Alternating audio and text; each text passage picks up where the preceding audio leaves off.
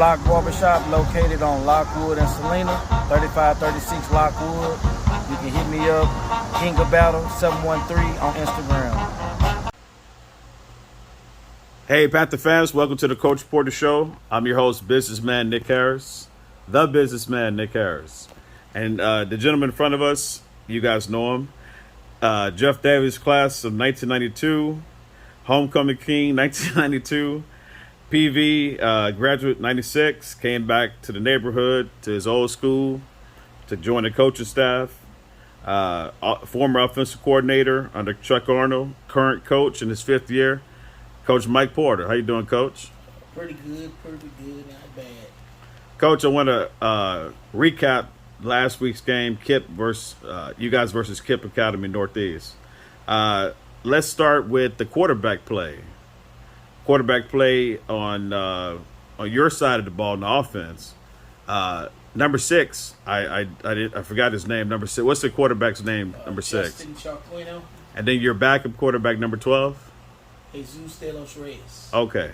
Tell me again, Coach. Which one is the? One's a sophomore, one's a freshman. Which one is the sophomore? Which one's the freshman? So Justin is actually a junior. Okay. And Jesus is actually a freshman. Okay. Number 12 is the freshman. Freshman, yes. Okay, Coach. Last week, so Jose, number 6, Jose. Justin, number 6. Yeah. Quarterback play. We saw the young man. Kip Academy has some great defense. They were in the backfield harassing him, and he held up. He got a little shaken up a couple times, minor injury. Got out of the game, came back, and burned him for like an 84-yard touchdown scramble. How do you feel about? I mean, he got shaken up. We saw. Then the backup quarterback came in. How do you feel about your starting quarterback? How he did last week against Kip Academy. Well, I mean, that was a fantastic run. The individual effort was outstanding. I mean, that was highlight reel run. He did a good job. We've been pushing those guys at quarterback spot since we started back. And like this week, you added a third kid into the mix. So it's a lot of great competition. And we're still not sure which one to start this week. But Justin has the most experience. So we're going to see how it all works out. We've got to get our passing game going. And that's all 3 guys got to do better as far as the passing game. I mean, we want to be able to throw the football. We want to be able to run the football, but I do like to throw the football and quite a bit. So we want to be able to get that aspect of our game going again. Okay, let's go over to the defense. Coach, your defense. And I still, listen, that was an exciting game on both sides of the ball, both teams, but your defense is stout. I remember, I counted about 6 sacks. If you include the safety as a sack, I counted 6 sacks. Your both your linebackers, I think number 9 and number 27 had a sack. I think one of your defensive backs, number 4, had a sack.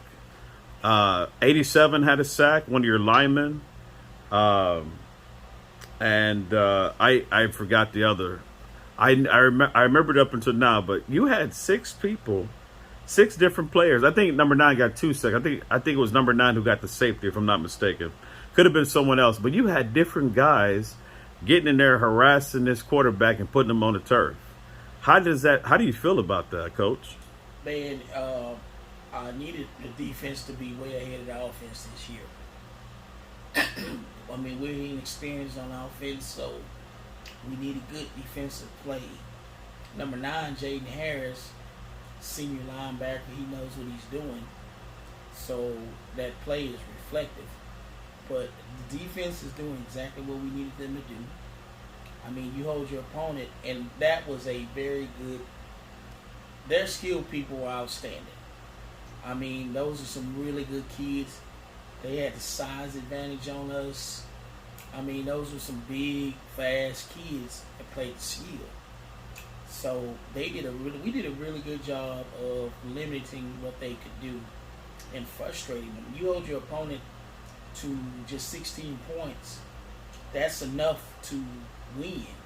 So we've got to do better offensively. We got to move the ball better. We got to score. I mean, that's what it comes down to. You can't keep putting your defense out there to hold all the time. But they bailed us out to the point where we were like, hey, let's go for it, because I know the defense is going to stop them. So, that they are doing a very good job, but it's only going to get harder as we go into district play. Yeah, this was a major defensive battle. Their quarterback looked like a pretty athletic kid. Very athletic. He was running around. Looked like he could break it at any time. But again, your defense put him on the turf every time. He couldn't get away. He only got away once or twice.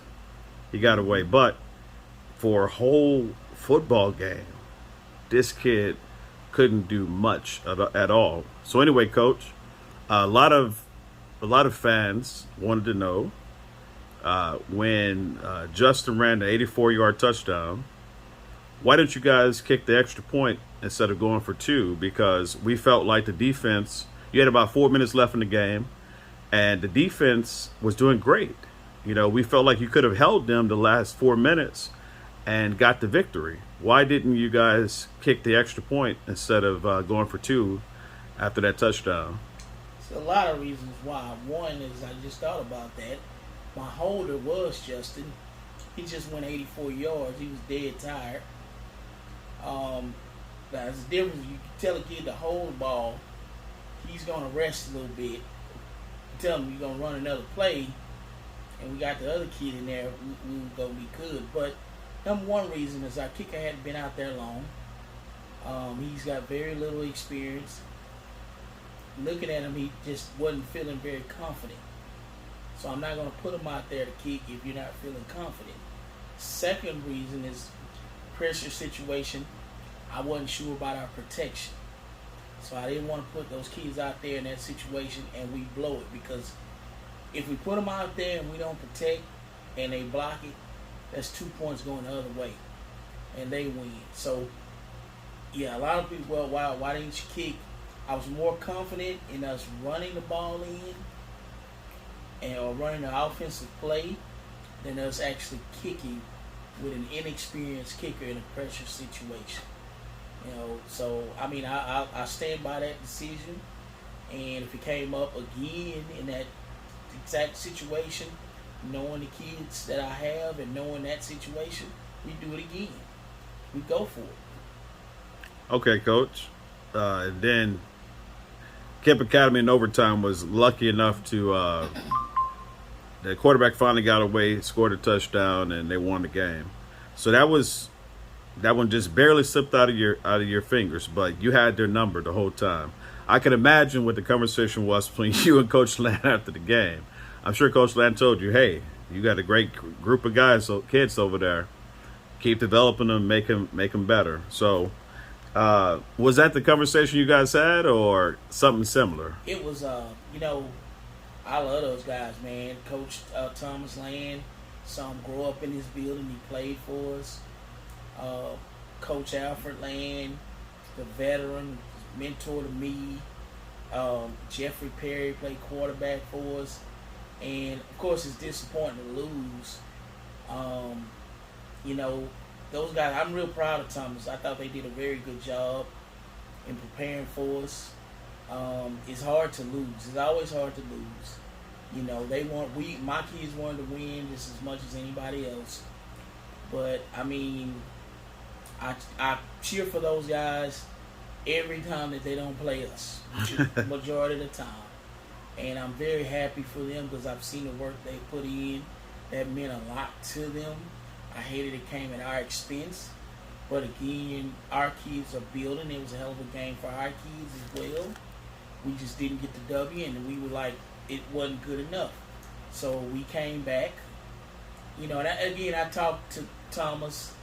I was like, hey, man, I'm very proud of you, this and that. And that meant a lot to him.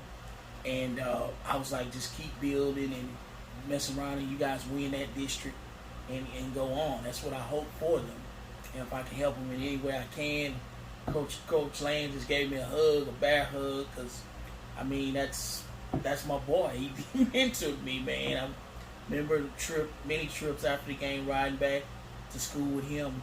Just a great experience. So, you know, it was an emotional deal. You're disappointed because you lose, but I cheer for my friends too. So this next year, it's gonna be the shoe on the other foot. So we'll see what happens next year. But very proud of what they've done, you know, over there with that program. And of course, you know, I know Coach Arnold not cheering for either one because he was at both programs and, you know, helped get them both on their feet. So, and, you know, I talked to him like the day before the game, and, you know, we talked, and he wasn't cheering for either one of us. Just wanted us both to do well. So, you know, that was very emotional. But, you know, it's over now. Like I said, my kids came back on Monday, and we had a great practice on Monday with no school. You know, we practiced for about 3 hours. Then we actually put the barbecue pit out, and we barbecued for the kids a little bit and ate a little bit, and then turned around. And yesterday was nice and hot, like today is going to be, and we got good work in. We're trying to, my kids, as far as the attitude has been fantastic. I can't ask for a better attitude. And we're building. They're doing exactly what we asked them to do. So I'm proud of their resiliency, and that's one of the things we're trying to teach. Stuff is not going to go your way all the time. So you have to bounce back, and that's how life is going to be. As young men especially, stuff is not going to go your way. How are you going to handle it? Are you going to bounce back, or are you going to give up? So we don't give up, and that's what kids played that way. They don't give up. They acted like excellent young men, and that's the way we're going to treat it here on out. Okay, Coach, good deal. Let's get into the Mustangs game tomorrow. You guys, this is the district opener. Austin Mustangs come in 0-2. They didn't win either of their non-district games. You guys come in 0-2. So let's start how we always start. What is the offensive and defensive set for the Austin Mustangs? What do you think we're going to see on tomorrow? You're going to see a little bit of a odd front. They have a nose, two tackles, and outside linebackers will walk up. They'll sit back, almost like a 3-3-5 type of thing. That seems to be what's in style now. And you can bring a lot of pressure with that defense. They play quite a bit of cover 3, so they give you the underneath stuff. And offensively, they're in the spread. They have some multiple sets. They have a couple of kids, number 1, number 2, and number 3. I think they're pretty good offensive players. And the factor doesn't matter what people line in, confidence. Right now they're licking their chops to come play us, as everybody does. And that's what our kids are starting to learn. I don't care if we're 3-0 or 0-3. You're going to get everybody's best game, because I don't care if we're the Davis Panthers or the Northside Panthers. Nobody wants to lose to the purple. So we have to, I think we're starting to understand that now, and we're getting that extra effort out of our kids, because that's just the way we're going to roll. Nobody wants to lose to. So let's go hard and play hard every time. That's just how we're going to approach this. Yeah, so this is a district opener, so your defense, from my opinion, they're ready for anybody on this schedule in district, in my opinion. Offense is going to continue. The offense has improved, you know, since the beginning of the year. First 2 games, I've seen a lot of improvement. So historically, we've had Austin's number, you know. But like, as you just said, they're going to come play. Everybody, you know, targets us. We're the inner city school. Former Jeff Davis, currently Northside. Everybody, they see us on the schedule. They all want to come and try to jump on us, so to say, like the old school people say. So how do you feel this game's going to turn out? Because they haven't had a win this year. They haven't had a win, but that means absolutely nothing. You start playing district. In people, this game, this is the original North Side versus South Side rivalry. I mean, we've been playing these people since the late 20s. Okay, I mean, our second biggest rival, other than that school over there in Heights, is this school. Okay, so we've been playing each other for a long time. It's a rivalry. They want to beat us as much as we want to beat them. So we got to be prepared for that, because they're not going to give us anything. They're going to come ready to play. They're going to play hard. So we have to be ready to go. Okay, Coach. Oh, I'm sorry. Go ahead. And I mean, we're going to treat it like that. This is district opener. You can't get in the playoffs if you don't win the first one. So, Coach, we're a away team, so I'm assuming historically we always play Austin at Barnett. So is it going to be at Barnett at 7 o'clock tomorrow? Barnett, 7 p.m. and versus Austin at 7 p.m. It's actually a little bit of a challenge going on to see who can have the most fans in the stands. So hopefully the Panthers will come on out and support us. And shout out to Miss Zamora. Many of you may remember her husband is an Austin Mustang, and she's a Davis Panther, Northside Panther. So she would always give him grief this week. So we got to be ready for that, and we're going to do that for Miss Zamora. Okay. There you go, Panther Network members. Come on out to the game tomorrow. Today's Wednesday, September 7th. It's going to be tomorrow, September 8th, 7 p.m., Barnett Stadium. I personally remember playing the Mustangs, and the field was muddy.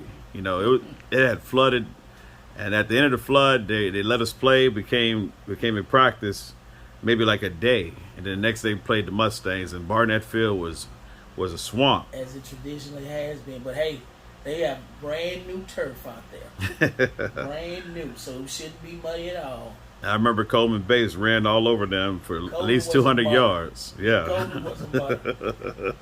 So anyway, guys, thanks for watching. Thanks for tuning in to the Coach Porter Show. Anything else you want to sum up, Coach? Anything you want to tell the Panther Network fans? Just, hey, appreciate your support. We had some parents and boosters help us out with the kids, help feed the kids, and we really appreciate that. Okay, come on out tomorrow, guys, and watch the Panthers. Thank you to Coach Porter for always allowing us the interview, for appearing on the Coach Porter Show. We'll see you guys at the game, and don't forget, the Panther Network is not only about sports. We give away scholarships, guys, and we're always in the community, and we're always working hard to make things better for the Panthers. Have a great day. We'll see you guys at the game.